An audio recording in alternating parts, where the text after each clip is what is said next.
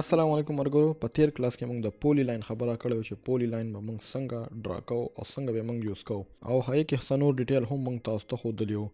نن به پولی لاین کې نن د بیا په پولی لاین باندې یو شارټ غوندې کلاس سلم دې کې څه خبرې وي چې پاتې وي. د کیبورډ نه پی ایل ما انټر کو او ما پولی لاین ډرا کو. خو دې کې څه خبرې دي چې کله زه په دې کلیک کوم او زه د دې پوینټ ته راشم، دا چې کوم میډ پوینټ دی د دې ته رالم، نو دلته موږ ته درې اپشن رالل. لومبنی اپشن مطلب سټریچ کا، نو سټریچ تاسو ته ما ښودلی چې سټریچ څه ته وایي. صحیح ده. بلنی اپشن کې موږ ته راځي چې ایډ ورټیکس دې پوینټ ته ویلی کېږي. که ته یو پوینټ دلته بل ایډ کړې نو ایډ یې کا، نو زه یم یاره یو پوینټ پکې ایډ کړم، ما یو بل پوینټ ایډ کو، وایي کې هغه میډل پوینټ یو دلته رالو یو دلته رالو. صحیح ده. دې کې یو بل پوینټ دی چې موږ ډېر استعمالوو، وایي ته ویلی شي آرک. اوس مثال کې ته پر دا ته آرک تاړې نو زه ته کنورټ ټو آرک، نو دا لاین بدله آرک ته کنورټ کی. د دا یو صحیح ده. د دې په دې تاسو کولی شئ چې کوم دی کې تاسو آرک تړوئ نو اړولی شئ. صحیح ده. دې کې بیا دوباره یو بل راځي چې همدې آرک باندې کله کلیک کړئ نو دلته به اوس راځي کنورټ ټو لاین، چې کله په دې کلیک کړئ نو به واپس لاین ته واوړي. او دلته ایډ دلته لیکلي یو بل اپشن راځي چې هغه ریموو ورټیکس، نو را به شي په دې به کلیک کړئ نو برته ریموو ورټیکس کی.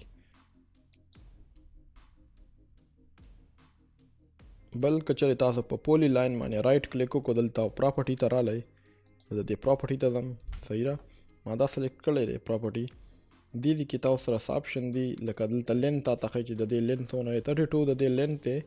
او تاسو د دې کم سایز دی تاسو وایئ چېرې د دې تکنیس لږ زیات شي نو هغه تاسو هم کولی شئ. دلته لیکلي دي ګلوبل ویټ، نو دا ګلوبل ویټ چې کوم دی دا تاسو چینج کړئ نو دا په دې باندې اثر غورځوي. صحیح ده. زه دلته 1 لیکم، او که چېرې تاسو دلته د سټارټ کې 3 ولیکو او دلته هم 0 ولیکو نو دا به څه داسې قسم راځي. صحیح ده. او دا په پوینټ باندې ډیپینډ کوي، د دې پوینټ چې کوم دی هغه دې ځای کې و. بل په پولی لاین کې موږ یو بل کار کولی شو. مثال کې طور پر زه پولی لاین ډرا کوم او زه وایم چې زه یو غشی ډرا کړم. هغه غشی به زه څنګه جوړوم، پی ایل سټریټ لاین به والم. صحیح ده. دې پورې ما لاین کمپلیټ کړو. زه هم د دې نه بعد د غشی شروع شي، غشي نشان چې کوم دی نو هغې لپاره به څه کوم، زه به ویټ الم. نو ویټ نه به زه ډبلیو پریس کړم. صحیح ده. او چې ډبلیو مې پریس کړم زه یم چې سټارټ زه 2 نه الم. صحیح ده. او دلته ما ته بل 2 رالو، بل به زه 0 کړم، ځکه چې سټارټ به چې 2 وي نه بل به 0 وي، نه به غشی جوړېږي. ته وګور نو دا سایډ چې کوم دی دا دی، دا 2 دی او دا اینډ کې دا 0 دی، نو دا اوس هغه شان یو غشی جوړ شو. صحیح ده. داسې دا تاسو مختلف ځایونو کې به استعمالولی شئ. مثال کې طور پر داسې رالی دې کې غشی جوړوئ ډبلیو، نو سټارټ کې به ته څه والي 2 او بیا به 0 لیکئ. صحیح ده. نو دا به تاسو داسې غشی جوړ شي. ته وګوره دا څه شارټ غوندې کلاس و. انشاءالله امید ده تاسو ته به زده وي. ننني کلاس کې دومره کافي ده. انشاءالله بل کلاس کې به حاضر شو. هغې پورې اجازت راکړئ ماته. الله حافظ.